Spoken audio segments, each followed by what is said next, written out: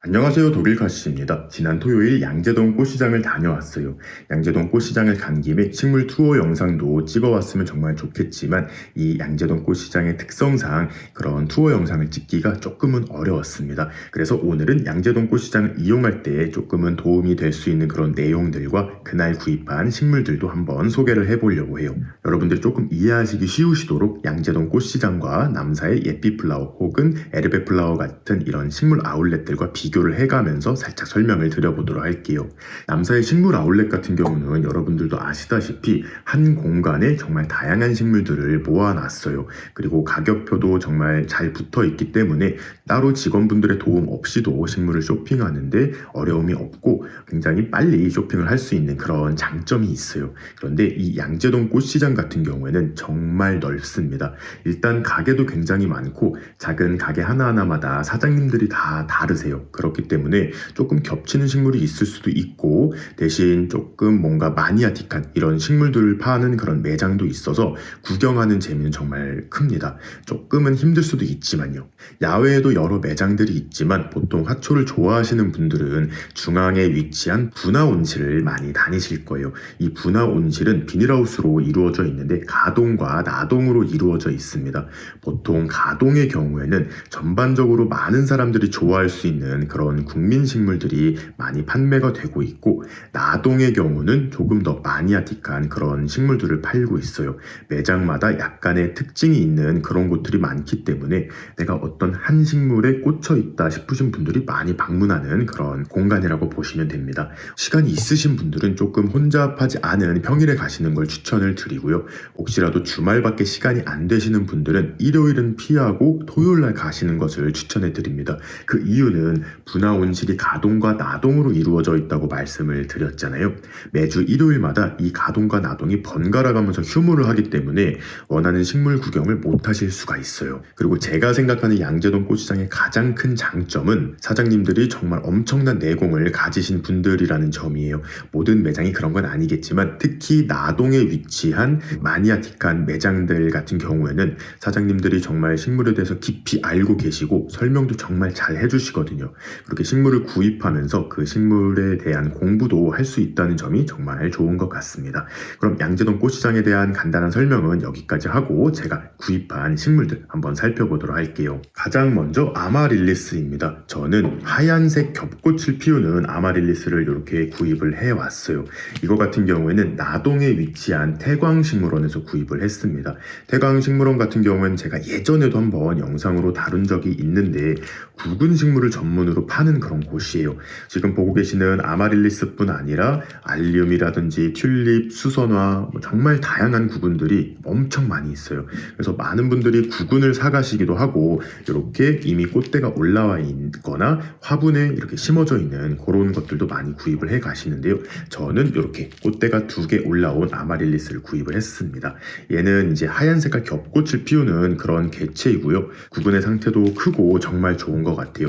가격은 2만원이었습니다. 제가 예전에 독일에 살 때는 크리스마스쯤이 되면 이런 아마릴리스 구근을 정말 많이 판매를 했거든요. 그래서 매년 겨울 이렇게 사서 감상을 했었는데 1년 이상 키워본 기억은 사실 없는 것 같아요. 그래서 이번에는 꽃을 한번 예쁘게 키워보고 이제 잘 관리를 해서 내년에도 조금 꽃을 볼 수 있도록 그렇게 도전을 해볼 생각입니다. 화분의 크기가 굉장히 고민이 되었고 흙은 어떤 거를 써야 될지 굉장히 고민이 많았는데 사장님께서 추천하시기로는 작은 화분보다는 그래도 이 구근의 한 2배 정도 되는 그런 약간은 큰 화분에 자연흙 위주로 한번 심어서 키워보라고 말씀을 해주시더라고요. 상토 단용으로 했을 때도 꽃 피울 때까지는 문제는 없지만 그 이후에 잎을 내고 내년에 꽃을 피우기 위한 준비를 해야 되는데 그때까지 양분이 조금 부족해질 수 있고 물 관리가 조금은 어려울 수 있다고 말씀을 해주셨어요. 그런 점을 참고해서 한번 도전을 이어가 보도록 할게요. 다음은 제가 올해가 가기 전에 꼭 한번 키워보려고 계획했던 청자보예요.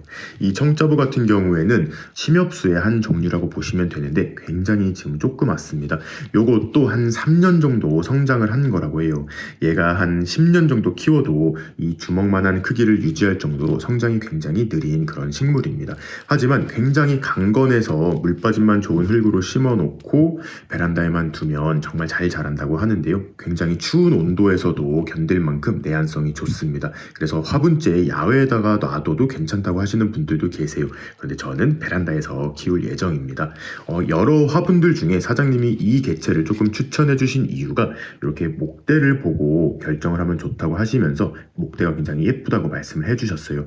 이렇게 외목대보다는 한 2개 내지 3개의 이렇게 가지를 갖고 있는 것들이 조금 오래 키웠을 때 단정하고 동그란 느낌을 낼 수 있다고 말씀해 주셨습니다.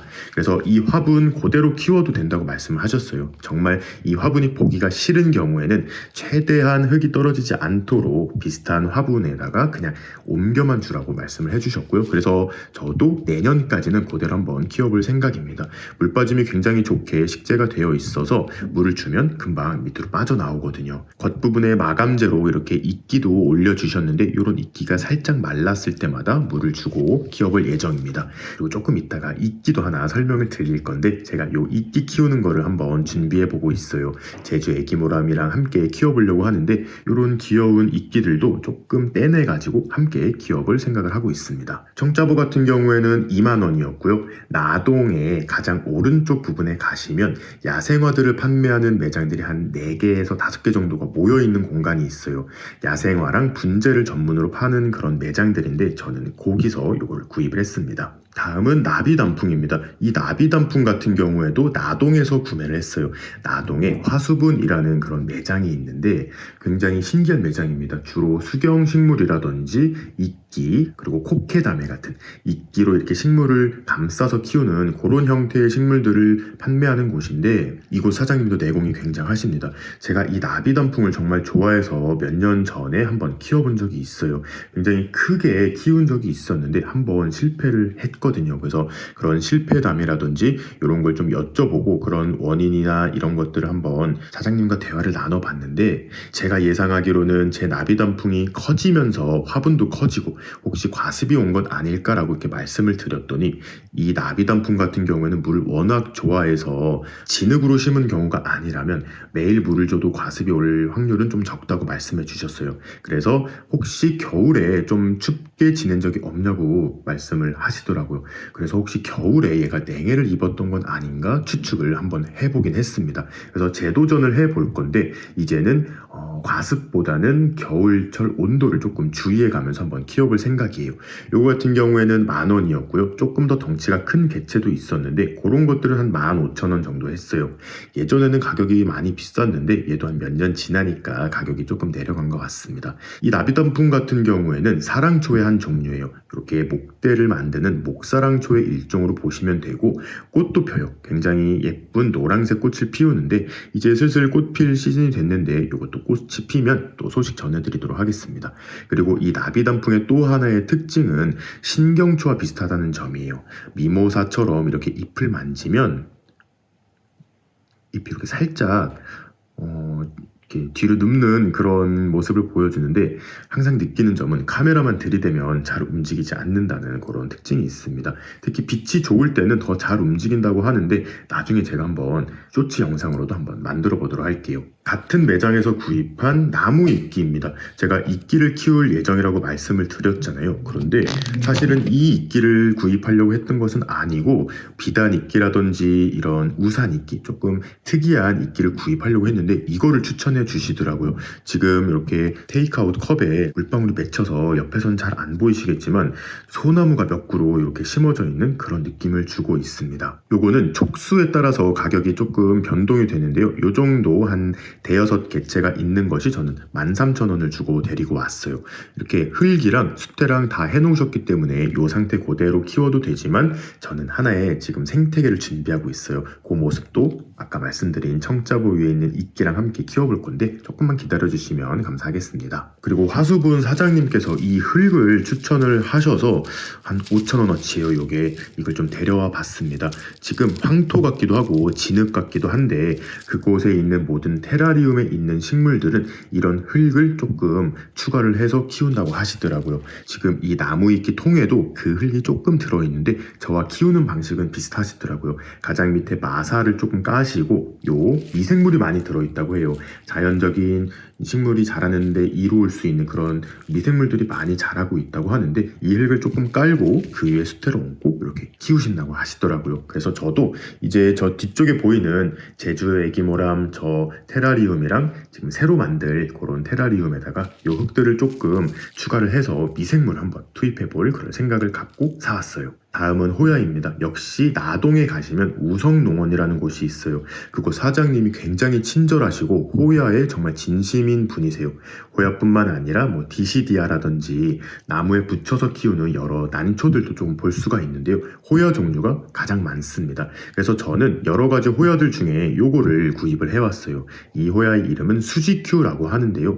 우리가 일반적으로 볼 수 있는 크림슨 퀸 그거랑 조금 비슷하긴 한데 크림슨 퀸과 잎이 조금 오돌토돌한 어떤 다른 호야를 교배해서 탄생한 그런 호야라고 해요. 그래서 잎이 조금은 작고 안으로 살짝 모여 있으면서 나중에 잘 크면 잎이 조금 울퉁불퉁해진다고 하더라고요. 기존의 크림슨 퀸 호야보다는 잎이 조금 작고 길쭉한 그런 매력이 있어서 대품으로 키우면 정말 예쁠 것 같아요.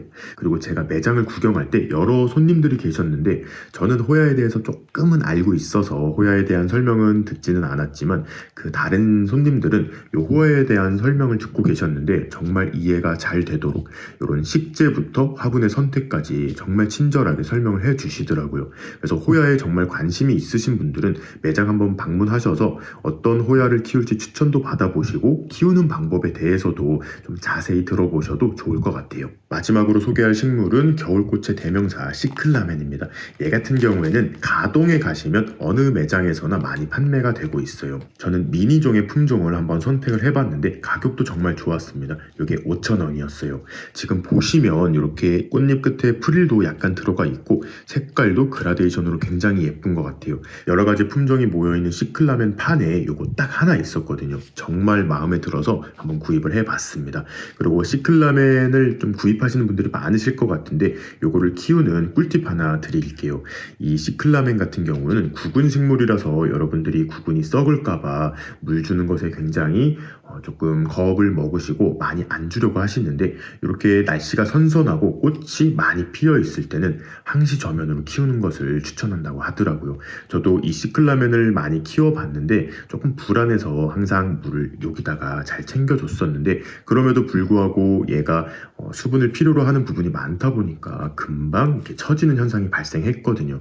그래서 올해에는 이렇게 접시에다가 물을 받아 넣고 상시 저면 관수로 관리를 해보도록 할게요.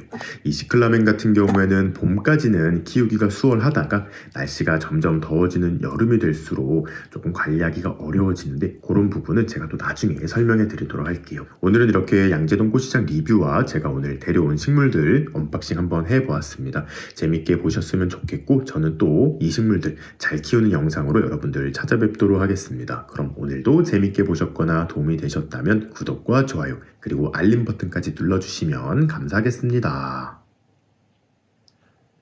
뿅.